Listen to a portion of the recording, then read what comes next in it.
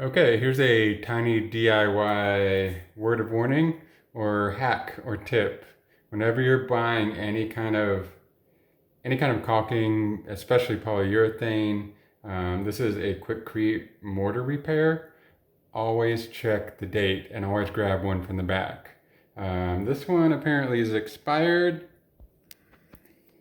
I see 2208. I'm guessing that's the expiration date because that much of the tube is solid rock.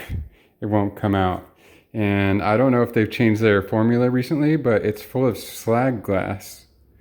Like not sand like normal mortar or cement, but big old pieces of slag glass. Like big old pieces. They don't smooth out. They're like shards. I've already gone over this with a sponge. I ended up just using it as filler back behind the fireplace here. But you see all those dark black pieces? That's all slag glass. And I wish I could squeeze more out of this and show you. But you can't tool it afterwards because you get these big old chunks. Big old chunks of glass. So it says on the container, like blends right in with normal mortar, same texture and everything. But that is not the same texture. And you can't smooth it out. Look, it just comes off in big old chunks like that. Look at that piece. Look at that right there.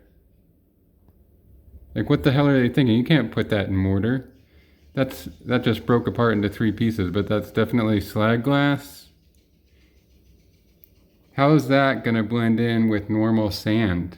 It's way bigger, probably like over 1 millimeter in average size.